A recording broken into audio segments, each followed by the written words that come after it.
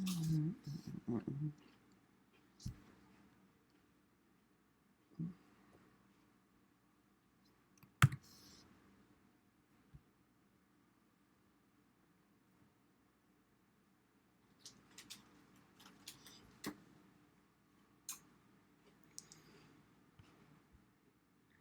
right, welcome to season 1, episode 5 of the All Talk Sports Show. Today we're going to talk about the NBA award show. We're going to discuss all the winners and who we think should have won the awards. We're going to answer some of our viewers' questions that were submitted about the draft and the NBA free agency. And we're also going to talk about free agency rumors going on around the league right now. To start off, recap the NBA awards show. We're going to start off with Sixth Man of the Year. Lou Williams. He won his back-to-back Sixth Man of the Year trophy, collecting his third. He helped carry the Clippers into the playoffs and stepped up big time down the stretch after they traded Tobias Harris to Philadelphia. Lou Williams averaged 20 points per game and 5.4 assists. He's now won 3 awards for a Sixth Man of the Year. He won 2 with the Clippers back-to-back, and then he won 1 with Toronto. Next, we'll go to Coach of the Year. Oh, I'm sorry. We're going with Mike Budenholzer. After the Bucks moved on from Jason Kidd and brought in Mike, they went up 16 wins, which is a really good amount. He got the best out of guys like Giannis, who won MVP last night, and he helped them develop his game massively. He got solid production out of the role players and improved the games of Brook Lopez and Malcolm Brogdon. The Bucks led the NBA with 60 wins, and they were the number 1 seed in the East, so congrats to him. He did great things with the team this season. Next, we're going to talk about the Defensive Player of the Year, which was Rudy Gobert. He's arguably one of the best rim protectors in the league. He finished top 5 in blocks in the NBA like usual. But we both thought that Paul George should have won this award. You got to think about it on a nightly basis. Paul George goes up against guys like LeBron and Durant, DeMar DeRozan on basically a nightly basis. And who does Rudy Gobert guard? Like Nikola Jokic? Like, come on. It's the things that are unseen that kind of... And not only that, Paul George is so productive on the offensive end that it's so hard for him. Like, he's defending the best guy. So he's giving all effort on defense, too. And then he's coming back on the offensive end and scoring, averaging like about 27 points per game for the Thunder. But I think it's overlooked, though, that he is guarding these guys. Because I think, you got a guy who's, top in the NBA in blocks. That's kind of the stat you look for, blocks and steals. Yeah, blocks and steals. But Paul George was also top 5 in steals. But he's guarding the best players. And he's guarding the best players in the league. Exactly, on a nightly basis. I feel like it takes the challenge defensively, too. A lot of small forwards slack off on defense after they put all their effort in on the offensive end. I feel like it's really overlooked just because he's not guarding the big men or, putting up the stats. That's really an overlooked player to win Defensive Player of the Year. All right, next we're going to talk about the most improved player. So we have Pascal Siakam. He had a huge jump in numbers. He only averaged 7.3 points per game last season, which is kind of low. He was just basically a role player that come in mostly in garbage time for the Raptors. And he jumped all the way up to 16.9 points per game this season. Not only that, he became a consistent scoring option behind Kawhi. He was basically the second or third scoring option on a nightly basis, him and Larry behind Kawhi. And you need somebody to help, like a star like Kawhi, carry the load. So that was very good. And he helped the Raptors win the title. He played phenomenal in the playoffs. He struggled in one of the series, but he played decent against Orlando. He struggled against the Bucks a little bit, but he picked up his play, and he really picked it up in the finals as well. Yeah, he definitely came out of nowhere this year. Next. Rookie of the Year. So, obviously no surprise. Luka won it, and he played consistently well through his season. Unlike Trae Young, Trae Young strived down the stretch but struggled during the first half, only shooting 25% from 3. At the midway point, Doncic averaged 21.2, 7.8, and 6 assists. So he was a clear favorite to win Rookie of the Year. He had an absolutely unbelievable season. Being from overseas and not a college player, a lot of times the first time you hear about this kid is draft night. And you say, well, who the hell is this kid? Overseas player, he's incredibly young. So, you kind of think, well, is he really going to live up to the hype? Well, yeah, Luka really did live up to the hype here, putting up crazy numbers his rookie season and performing extremely well. Okay, next we're going to talk about the MVP of the NBA, Giannis Antetokounmpo. He is the 3rd youngest player to win MVP in the last 40 years. He's only 24 years old. Giannis led the Bucks in almost every statistical category, and he led them to the 1st seed in the Eastern Conference and an NBA leading 60 wins. Giannis averaged 27.7 points per game. He was also top 5 in rebounding with 12.5 rebounds per game as a small forward, 5.9 assist, a block, and a steal on a nightly basis. He was also a nominee for Defensive Player of the Year. You got to remember that. So he takes a challenge defensively, like we talked about Paul George earlier. And we talked about Giannis, and like I believe there's still a lot of growth, like room for growth for Giannis. He's only 24, and it's a couple of things consistently. He needs to improve his game by finishing better with his left hand, and become a better passing out with his left hand. It's mostly the right side and kicking to the right, but if he gets better with his left, it'll be a lot tougher to guard. And he needs to develop a better jumper, like creating a mid-range. Like we've known that about Giannis for a while, but if he developed a floater into his game and drew contact that way, it'd be a lot better in my eyes. Yeah, I think Giannis deserved it. He's an absolute freak. He had a great season. Everybody kind of figured seeing this guy, he came into the league at around 6'10", and he's already 7'2". He grew like a solid 4 inches since he came into the league. Super young and still has so much room for development. Everybody knew this was coming at some time, and here it is. He is going to be the next biggest player in the NBA. He's already, going right there right now with this big MVP this year. He's leading the Bucks into a good position. There's only going to be great things to come from them in the next few years. Okay. Now we're going to move on. So we had some of our viewers send in questions about the NBA in general, basically focusing on the draft and free agency. So we're going to touch on a few of them. The first question that was sent in was, should the Brooklyn Nets pursue DeAndre Jordan? DeAndre Jordan played for the Mavericks this year, and he was traded to the Knicks. The Knicks then asked him if he wanted to be bought out, and he said no. So DeAndre Jordan said, no, I don't want to be bought out. He wanted to continue playing with the Knicks. He helped the Knicks develop Mitchell Robinson, who's a young player, young center. But a key factor for the Nets pursuing DeAndre Jordan is he's a very close friend of Kevin Durant. And he and Kyrie own a partial stake in a vegan food company. DeAndre Jordan's season stats are? He averaged 10.9 points per game, 11.4 rebounds, and 3 assists. Half a steal, 1.1 blocks per game. Well, and see, the thing is with DeAndre Jordan is what I see from basically as a standpoint of the Nets already have Jared Allen, who put up virtually the same numbers, and is 21 years old, and he's on a very cheap contract. Mm-hmm. So both are not modern NBA bigs. Both cannot really space the floor with shooting, but they both basically are the same thing.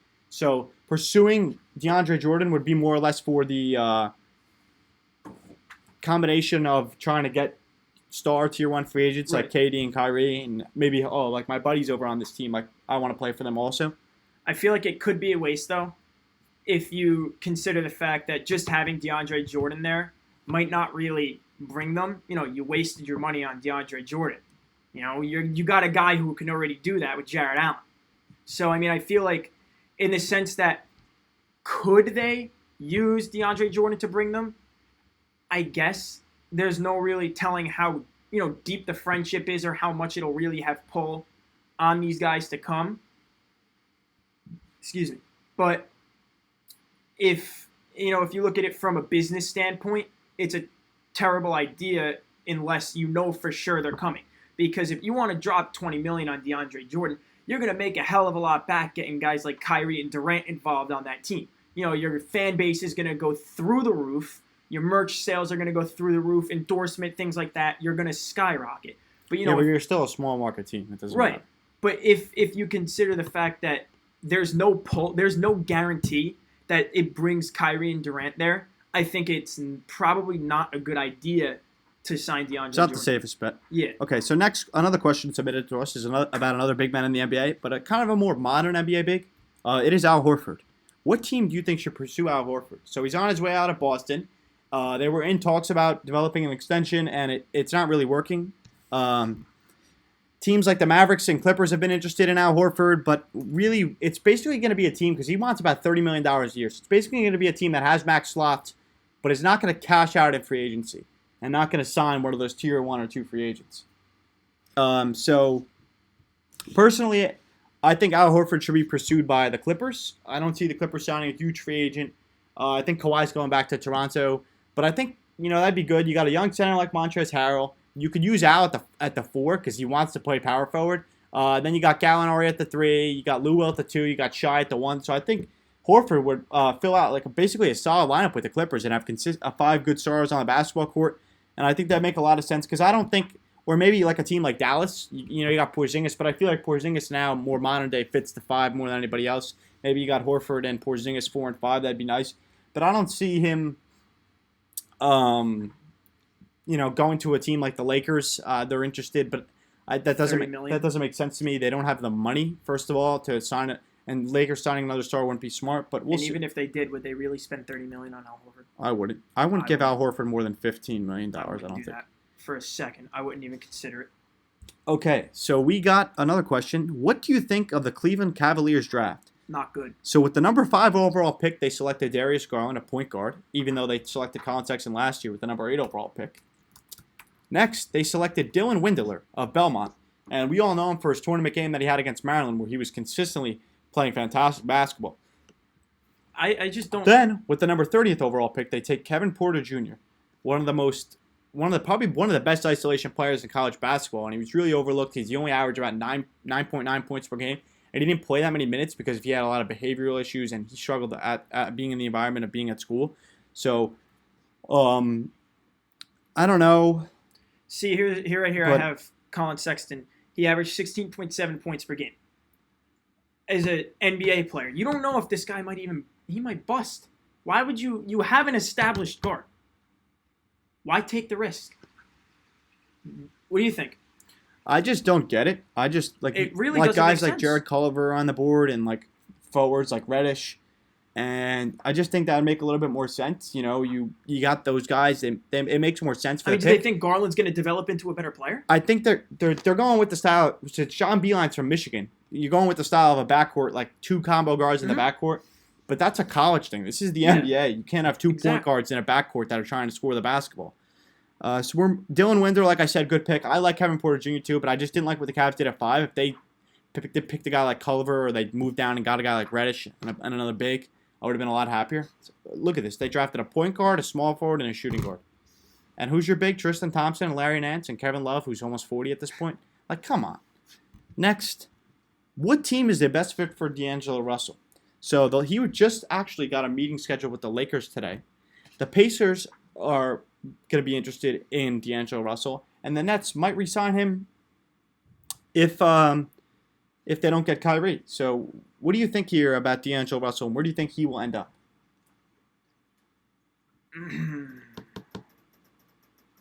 I would say I'd make a hefty bet that the Knicks don't sign anyone, and I would think that they re-sign D'Angelo Russell. The Nets? I mean the Nets, rather. Yes. I think he fits the best there. Look what he did with them. He left the Lakers. He goes to the Nets. He takes into the playoffs. Yeah, I mean, he averaged about 24 points per game. But the thing with D'Angelo Russell is he's inconsistent and he's inefficient. He only shot 39% from the field, which is very inefficient. But we actually just got a breaking update. The Houston Rockets are prepared to recruit Jimmy Butler and will be trying to add him in free agency. Thoughts on that quickly?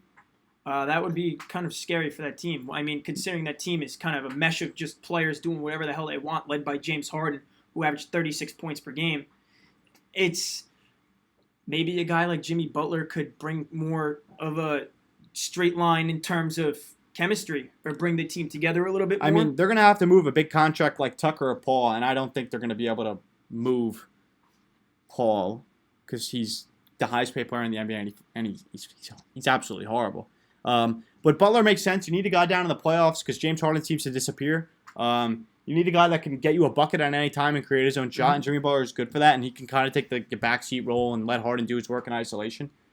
But we'll see. Jimmy Butler is not a guy that's really a good teammate either. I mean, he's had a lot of problems before. He's been on multiple different teams since he was drafted: Chicago, Minnesota, and then the Sixers. Well, like you said, if he takes a backseat role, the player he is, that would kind of help the team out. He's got a big mouth, though. All right, so my thoughts on D'Angelo Russell now. What team is the best fit for him? I think he'll end up with the Pacers.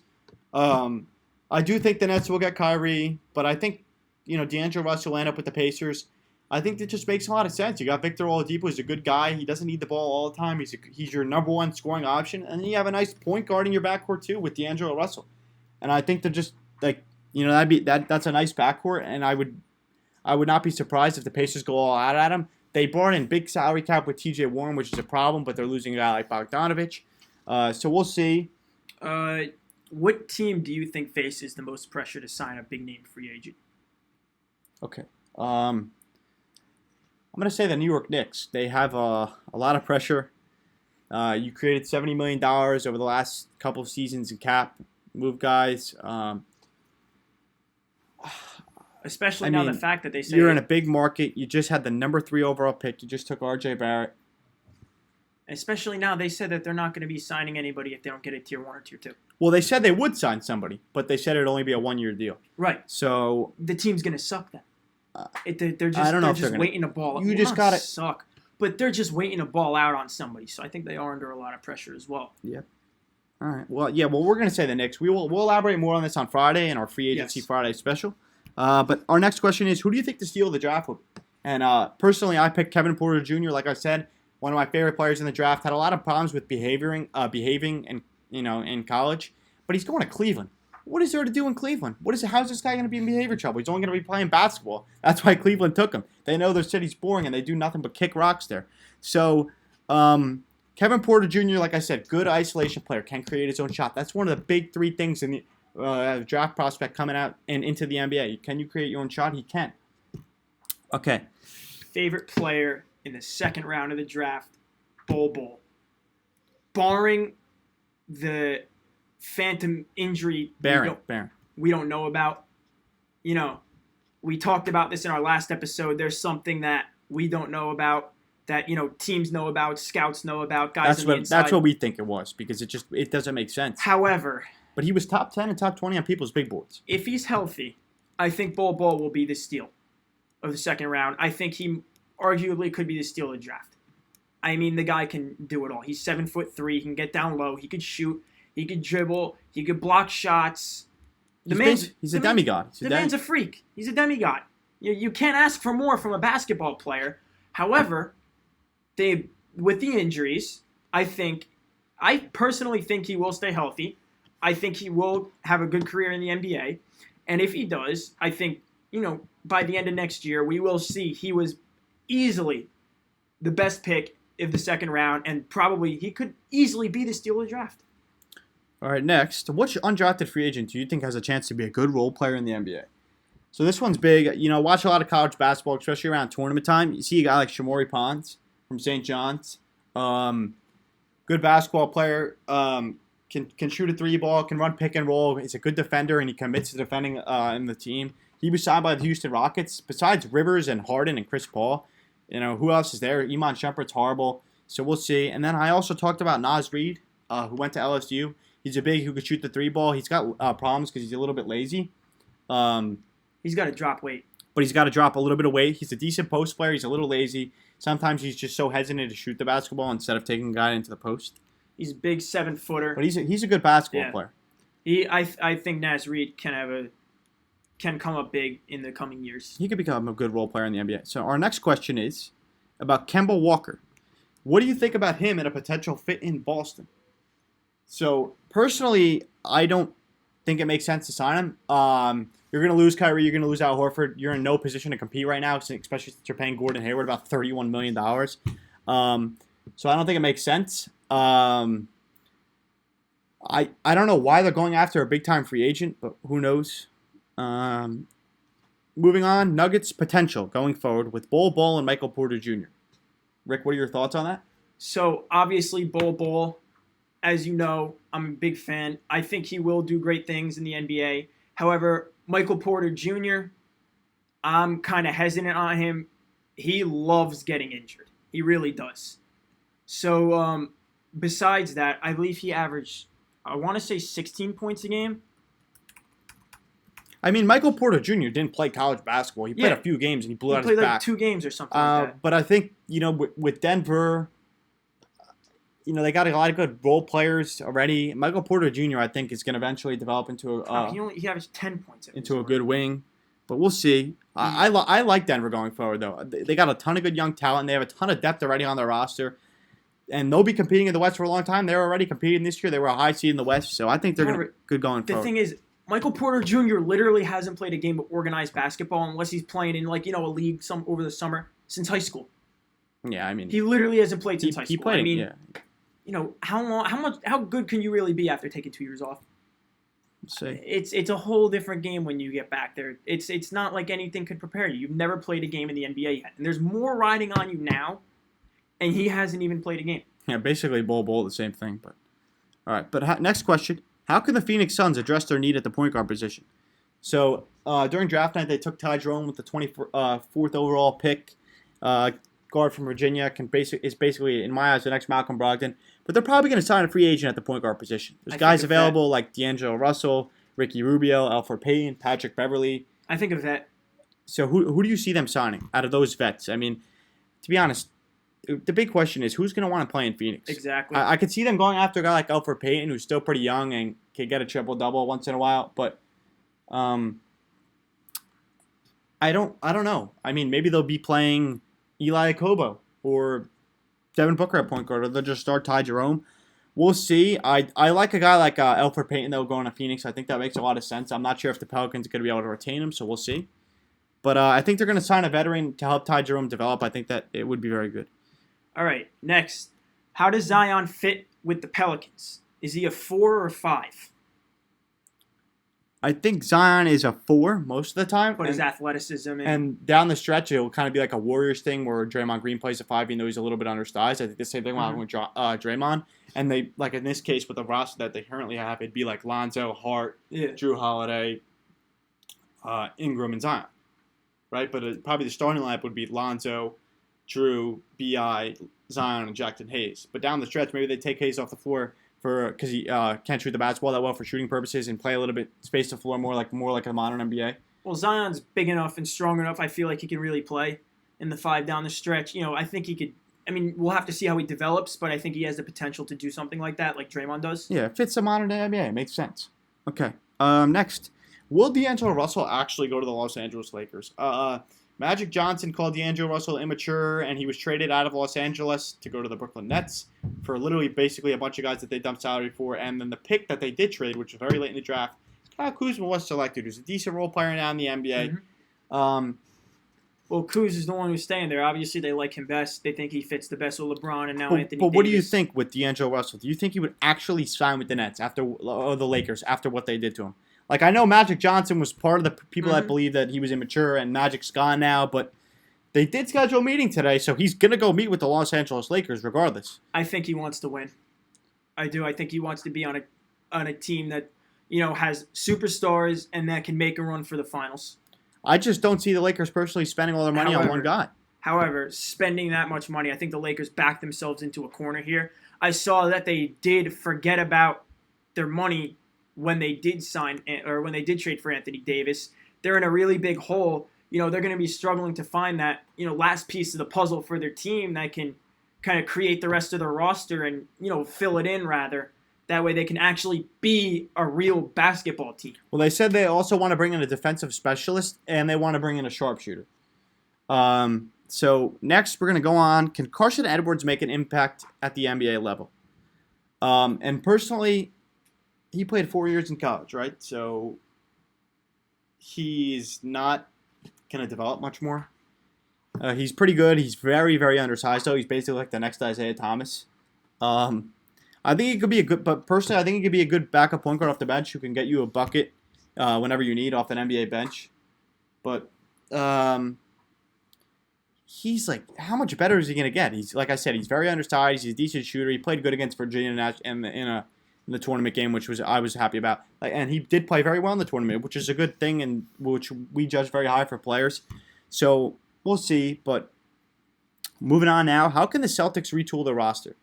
So they got young guys like Tatum and Brown. Like we said, Horford and Irving are on the way out. But what do you think they should do with the money that they have? You're also paying Gordon Hayward a lot of big money. You dump salary off by getting rid of Aaron Baines. You got guys like Marcus Smart, Terry Rozier, and Marcus Morris, who might be free agents you might want to bring back, but we'll see. Well, they have the money, right? They have if a they don't, lot. Not Rather, a if lot. They don't sign. They have about one max slot because you're paying Hayward and that's enough. That's enough to sign somebody, right? But what would you do with the money? I would think. I know they have a lot of draft picks coming up. I know they have a bright future. If they're going to sign someone, I would probably sign somebody big. I really Like think Kemba I do. Walker. Yeah, If like they Kemba can, if they Walker. could try and draw him in, I mean, that'd be. Or I would maybe sign a vet, somebody who can kind of lead the young kids. Especially they got they got a bunch of draft picks coming up. Maybe somebody who can help the team develop together. I think that would also be a good idea. But I think waiting won't hurt the Celtics that much. Or if they sign a guy like Kemba, that wouldn't hurt them that much either. I think, they're in a position where they could make a lot of shitty moves, but they do have a lot of fallback or things to fall back on, considering they have some draft picks coming up and young guys. They already have a bunch of young guys on that team. So, I mean, I like Tatum and Brown. I think Tatum's a decent basketball player. Yeah. I think Brown's all right. Played a little bit better. But we'll see. Same with Marcus Smart. He's a defensive specialist. He can knock down a three for you. But Rozier and Morris are free agents, right? So you're gonna have to re-sign those guys if you want them back. They're gonna meet with Terry Rozier. They'll probably meet with Marcus Morris, but Marcus Morris will probably be a guy at this point in his career where he's just gonna sign with a contender. Because a lot of people are interested in a big man that could shoot like Marcus Morris can. But I don't know. Smart, Tatum, Brown. And then you're paying Gordon Hayward $31 million to come off your bench like he did this year, or maybe they'll start him at power forward. We'll see. But I don't know. I think the Celtics, like we said, and can't cash in on a guy like Kemba Walker, or someone who's pursuing, or they can't trade for a guy like Steven Adams or Clint Capella, who are two guys they've also been in talks with. But the thing with that is, you're a young team, right? So why would you want to trade assets that you have with the young team? For a guy like Steven Adams or Clint Capella. They're not even modern-day bigs. It doesn't even make sense. So, we'll see. next, your opinion, best young core after the draft. So, the Pelicans. Absolutely. Number one, we'll talk about Lonzo Ball, Josh Hart, Brandon Ingram, Zion Williamson, Jackson Hayes, and Nikhil Alexander-Walker. So, that's their young team of core. 19, 20-year-olds. Basically, a bunch of college kids. Everyone under 25 pretty much besides Drew Mhm. Holiday. You got Alfred Payton, too, if they bring him back. I mean, We'll that's see. the definition of young right Frank there. Jackson. Then we got the Hawks. DeAndre Hunter, Cam Reddish, Kevin Huerter, Bruno Fernando, John Collins, Omari Spellman, Trae Young. I mean, that's a good young team. A lot of good 3-and-D players on that basketball team. Big time thing for the NBA. Knicks also with a lot of potential there now with RJ Barrett So on that team. the Knicks now with DSJ, Barrett, Knox, Trier, Dotson, Robinson, who's a potential Defensive Player of the Year candidate going down the line. And then we got Chicago Bulls, Kobe White, Zach LaVine, Lauri Markkanen, Wendell Carter Jr., Gafford, who I really liked, underrated, coming out of the draft. And then which young team do you think, in your eyes, could potentially sneak into the playoffs? I think if they figure it out, absolutely the Pelicans. There's no reason why they shouldn't be able to. They got a bunch of great young kids there. And if they mesh really well, especially with Zion there, if he lives up to the hype, absolutely the Pelicans. All right, I agree, but I also like the Bulls' chances. I think with the starting lineup of Kobe White, Zach LaVine, Otto Porter, Lauri Markkanen, and Wendell Carter Jr., and then you got guys off the bench like Ballantyne, Antonio Blakeney, Wayne Selden Jr., and you got Chris Dunn coming off your bench too, and you got Gafford coming off as a backup big. I think that they could, they could win about 40 games. I mean, that's realistic for them. If pending injuries, because you've had a guy like LaVine who's been injured before. Markkanen didn't play a lot this season, but Wendell Carter was also injured this season for a part. But I like the Bulls' chances going forward. I think they're probably going to be a 7 and 8 seed coming up in the next season. Moving on, we have some free agency rumors. So, starting off, Kawhi opted out of his $21.3 million player option with the Raptors, and no surprise, he is serious about re-signing. Yeah, so Kawhi is considered it basically going back to Southern California, his hometown, and signing with the Los Angeles Clippers, or he's signing back with the Toronto Raptors on a big. But also, something I want to talk about is they're considering for Leonard a 1-and-1, like a 1-year deal with another player option next year, because he's kind of like a guy that you don't know. So they said he might come back and try for the back-to-back, and if he doesn't get it, Then leave. he'll leave. He'll decline his player option. If he gets it, he'll opt back into the player option. I could see him doing So that. that's realistic, I think. I could see him doing that. that. Makes a little sense. You know, it's kind of, do you really want to leave the team you just won with? You know, he's got time left in his career. He's got, a lot of time left in his career. I would kind of say I think that he will do the one year and then another player option. And, if he loses next year, I think he will ship out and leave. But if they win, no telling what he'll do. He might sign again. He might sign a big contract. I don't know. I do think he's 100% re-signing, though. So the Nets would sign Kyrie Irving with no hesitation if they can't bring in another Tier 1 or 2 free agent. This is a contradictory report because they also came out and some people in the organization said that they wouldn't want to sign Kyrie if he can't bring in Durant. But like I said earlier, I think the Nets will sign Kyrie going forward. I'm not sure about Durant. We'll see. But I think Kyrie will be playing for the Brooklyn Nets next year, and I think D'Angelo Russell will be elsewhere. Next, Al Horford is considering the Lakers, Mavericks, Rockets, and Clippers in free agency since he's on his way out of Boston. We talked about this earlier. I see a team like the Mavericks or the Clippers going after him at this point. Him getting about a 3-year, $90 million contract, 3-year, $100 million, something like that in that range. Next, Tobias Harris considering signing with the Jazz in free agency, and his camp said also that there's a good chance that he signs in Brooklyn, that he's very interested there. He also said he's going to meet with one team in the West, one team in the East. And I don't think the 76, he might not even meet with the Sixers at this point. Next, the traders may be potential suitors for Kemba Walker. The traders? The Celtics. You said the traders. I said this. Oh, the Celtics may be potential suitors for Kemba Walker. The Celtics and Mavs are front runners for Walker if he leaves. He seems like a guy that kind of doesn't want to play in a big market. I mean, Boston's a big market for the Mavs. We'll see. Next, Jalen Rose still believes Kevin Durant will end up with the Knicks, although the Nets are favorites. He talked about it on Get Up this morning. His personal opinion, he thinks Royal Ivy has a big impact. Godfather of Kevin Durant's daughter. Close friends at Texas and with the Thunder. The Knicks will not sign a Tier 2 free agent to anything more than a one-year deal if they strike out on KD, Kawhi, and Kyrie. So those are the three guys that they would offer the big max time contracts. Yeah, I think they're all or nothing. They want to cash those guys out. are that it. Or guys, they've also been interested in like Tobias Harris, the Morris brothers, Vucevic, Boogie, and Randall, but only on one-year deals basically. The Knicks also have they've expressed a mutual interest between them and Julius Randle. Yes, he's also interested in signing with the Knicks. Next, the Mavs plan to offer Porzingis a 5-year max contract once free agency opens. Okay. Porzingis has been in the league now in ACL injury, 7'3". He's had multiple injuries before. He complains about him getting hit on the elbow every time he shoots a basketball. He's a tall guy. He got the shit beaten out of him in Latvia by a bunch of Russian guys. He has rape allegations. And you're going to offer this guy a 5-year, $190 million contract almost. What are you doing? Like, come on. He's a top 25 player on the basketball court, but he's got all these other things going on. So, I mean... There's no telling what might happen to him. Exactly. For God's Is it sakes, worth it? Later. I mean, it makes sense. I mean, him and Doncic would be a good international duo and pick and roll also. Yeah. Last but not least, J.R. Smith is going to most likely end up with the Lakers if he ends up getting waived by the Cavaliers. I'm not surprised by anything there. Go play with LeBron in Los Angeles. He already Sign a knows vet how minimum. to play with him. Exactly. All right. Next, we're gonna take a few questions in our live stream. If anyone has any questions, quickly we'll do a little question Q&A.